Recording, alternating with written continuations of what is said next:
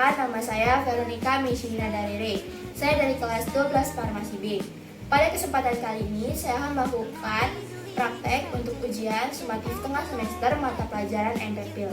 Praktek yang saya lakukan adalah praktek biologi mengenai cara kerja enzim. Adapun alat dan bahan yang kita butuhkan, yang pertama di sini ada jeruk manis dan juga jeruk nipis.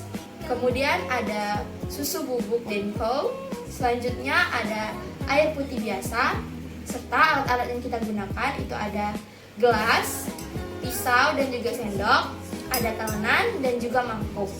Baiklah, selanjutnya kita akan langsung saja ke prosedur prakteknya. Langkah yang pertama kita lakukan, kita akan memeras sari jeruk manis dan jeruk nipisnya terlebih dahulu. Baik, di sini kita potong terlebih dahulu jeruk manisnya.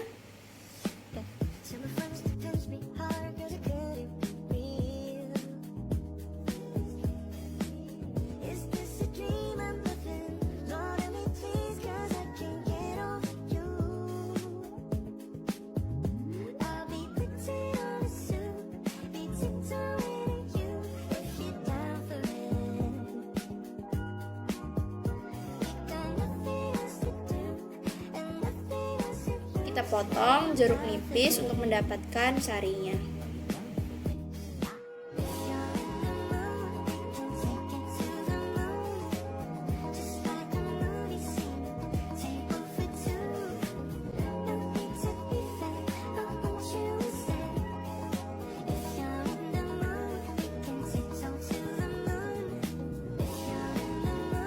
Kita akan menyeduh 1 saset bungkus susu Denko bubuk dengan air putih biasa.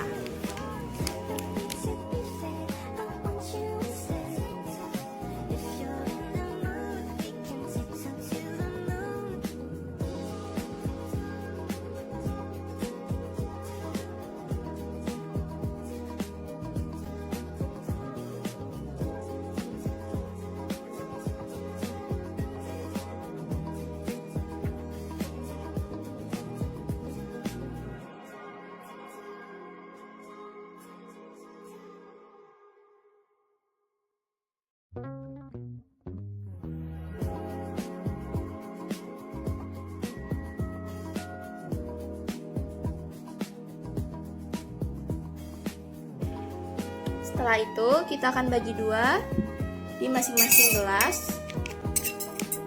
Kita tuangkan sebagian di gelas pertama dan sebagian di gelas kedua.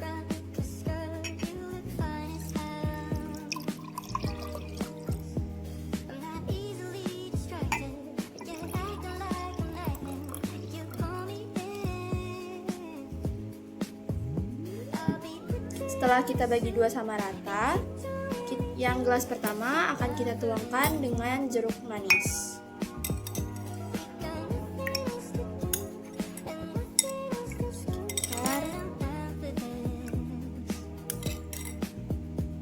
Lalu kita aduk.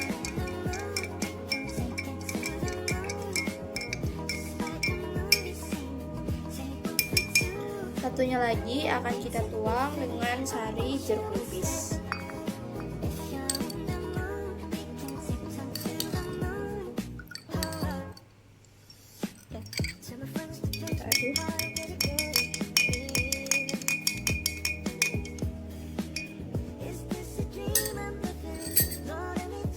Baik, kita akan tunggu selama 20 menit. Baiklah, setelah kita menunggu selama 20 menit, kita bisa amati perubahan dari masing-masing susu. Di sini merupakan susu yang diberi perasan jeruk manis, sedangkan di sini merupakan susu yang diberi perasan jeruk nipis. Kita akan amati terlebih dahulu dari susu yang diberi perasan jeruk manis. Untuk susu yang diberi perasan jeruk manis, itu yang berubah hanya warnanya saja. Warnanya menjadi sedikit lebih jingga. Untuk rasanya kita akan cicipi terlebih dahulu. Untuk rasanya ini masih sama seperti rasa susu pada umumnya, namun ada rasa jeruknya sedikit dan sedikit lebih manis. Kemudian kita akan cicipi susu dan juga kita akan analisis susu yang diberi perasan jeruk nipis.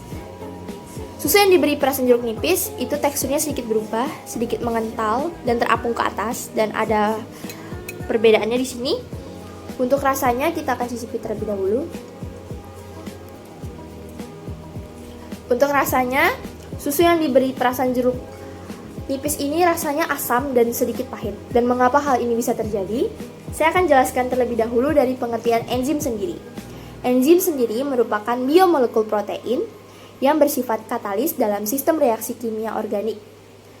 Nah, mengapa susu yang diberi perasan jeruk nipis ini rasa dan teksturnya berubah? Hal ini karena susu memiliki dua komponen protein, yaitu whey protein dan juga kasein.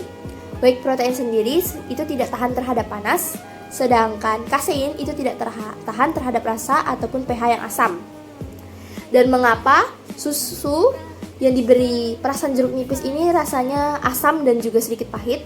Karena asam dari perasan jeruk nipis ini dapat menghidrolisis lemak dan juga protein kasein dalam susu. Dan juga mengapa susunya dapat berubah tekstur? Karena asam dari jeruk nipis dapat mendenaturasi protein kasein dalam susu. Hal ini bisa disimpulkan bahwa pH yang asam dapat mendenaturasi dan juga menghidrolisis susu sehingga dapat merubah tekstur dan juga merubah rasanya. Jadi, protein susu dapat berubah apabila mendapatkan reaksi atau pengaruh dari pH yang asam. Hal ini sama seperti dari sifat-sifat enzim, yaitu sensitif terhadap pH, tidak tahan panas, bersifat bolak-balik, biokatalisator, dan juga bersifat khusus. Baiklah, sekian video praktek dan juga penjelasan dari saya mengenai sistem kerja enzim. Mohon maaf apabila ada salah kata. Saya akhiri. Terima kasih.